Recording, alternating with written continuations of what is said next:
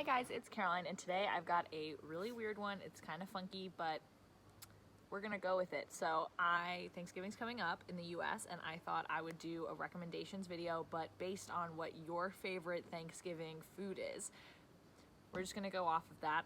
I make no promises, so you'll see what I mean in a hot second. So first things up is turkey. So if turkey's your favorite, that means you're a pretty classic person. So for this one, I kind of have a classic, and it's Cider House Rules by John Irving. It's not like a classic, but it's a more modern classic. I love this book. My dad recommended it to me. He really loves John Irving. We named our dog Garp after World According to Garp. It's about this kid named Homer Wells. He's in an orphanage. The owner of the orphanage performs abortions on women who come in, or he performs the birth, and they keep the kid at the orphanage. And so Homer grows up, and the guy's trying to teach him how to give abortions. And it's basically just a book about different people's perspectives on whether or not you should give abortions. But it's sweet, it's tender, it's got a bunch of other stuff going on, and it's definitely deserves the claim of a modern classic. Plus, Cider House Rules, a lot of it takes place at an apple orchard, so big fall vibes. And you should check it out if turkey's your favorite meal or your favorite dish on Thanksgiving. Next up is the turducken, which for those who don't know, it's that turkey stuffed with a duck, stuffed with a chicken, and it's super extra. So if that's your favorite, that means you like a classic but with a twist. See where I'm going with these? And for that, I'm gonna recommend Anna Kay. Now this is a twist on Anna Karenina, but it's Anna Karenina meets Gossip Girl, so it really it follows the plot of Anna Karenina by Tolstoy, but it is all teenagers, all over the top. It's such a fun time, and it's makes fun of itself. There's Game of Thrones references, there's classic Russian literature references. I mean, what else could you want? I mean, it's really, really funny and cute. It gets kind of annoying a little bit. It's maybe a little longer than it should be, but I mean, there's a lot of different material. Anna Karenina is a long book, so it's really trying its best, but I just think it's so fun and so cute. Yeah, so turducken people, Anna Kay. Next up is pumpkin pie, and this is just people who are really looking for a sweet read, something that's just almost so sweet that it hurts your teeth. And for that, I would do A Man Called Ove. I don't know, maybe Anxious People by the same author, Frederick Bachman, would be a good one, but I haven't read it yet, so can't recommend it. But A Man Called Ove is so sweet. It's my main complaint is it's almost too sweet. You know how it's all gonna go, because you're just my heart. He's so cute. It's adorable. It just warms your heart. It's basically about a grumpy old man becoming less grumpy, opening his heart. I don't know how else to explain it. Next up, we have mashed potatoes. Now, this one was kind of hard, but I felt, how are you going to have a dish rec video without mashed potatoes on the list? So for this one, I thought, how do you make mashed potatoes? You mash them, right? But they're so good. So for this one, I picked a book that's really violent but really good. And of course, as soon as I thought, what would mashed potatoes be? Violent but good. I knew I had to pick The Poppy War, because what is The Poppy War if not so violent and yet so good? It is, if you haven't heard about it, which if you haven't, go hear about it. It's based on the Sino-Japanese War, but it's completely set in a historical fantasy setting.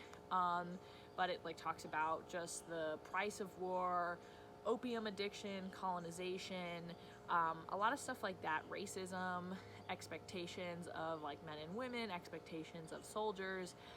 It's super dark, super violent, very depressing, but it is so good. I didn't even do it justice with this explanation. Go read it. Go listen to her talk. The author is so smart. She wrote these books mostly while getting her PhD or whatever, MPhil, at Oxford. Now she's going to Yale to get another degree. I think she already has a master's from Cambridge. Yeah, she's a smart lady. She is a smart lady, and it shows because her books are smart, but they're also very violent. So mashed potato people, read The Poppy War. Next up is stuffing. Now for stuffing, I kind of thought, okay, it goes inside the turkey, but there's also just a little bit of everything thrown in there. Stuffing has a lot of stuff in it. Stuffing. And so I just thought of a story that had a lot of different little bits going on, something that kind of had layers or different pieces, and what better book to recommend for that but Girl, Woman, Other. Girl, Woman, Other is told from like 12, 16 different perspectives, all of whom identify or not, it's hard to say they're all black women because some of them identify as like gender nonconforming, or some of them don't realize that they're black, or don't realize that they're not completely white. I don't even know.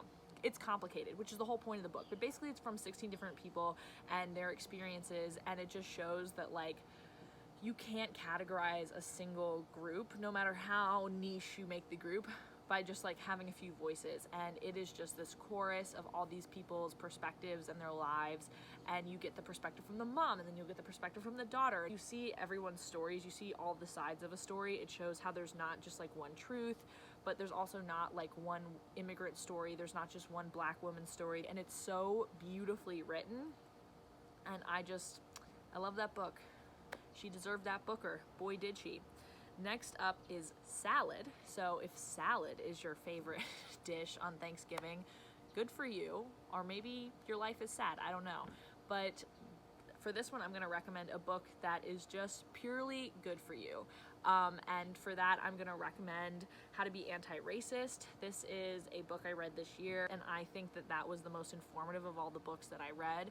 I think it not only laid things out pretty clearly, but it gave really good vocabulary in order to understand the like racist and anti-racist and like all of these different structures and things going on.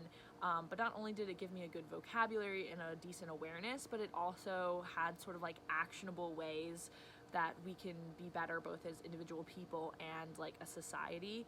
And I think that's really important, not just to point at a problem, although like, hey, we got to point at this problem, but also to I want to know what I can do to be better, and I think this book does a really good job of kind of pushing you in that direction. So I just think that that's a really good book that's good for you, but also it's like, it's interesting, he tells stories, so it's not just like a textbook. I really want to read Stamped, which is by the same author, Ibram X. Kendi. That is also another example of a very smart author. That is a smart man.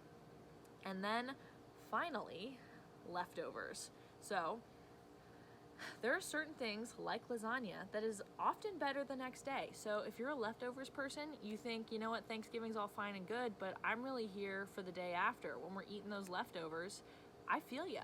And so for that one, I have picked a book that was popular a hot minute ago, and if you haven't read it, you should.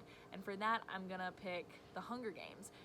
And I get it, if you have not read The Hunger Games, it's probably by choice, and if you have, then you've already read it, so what?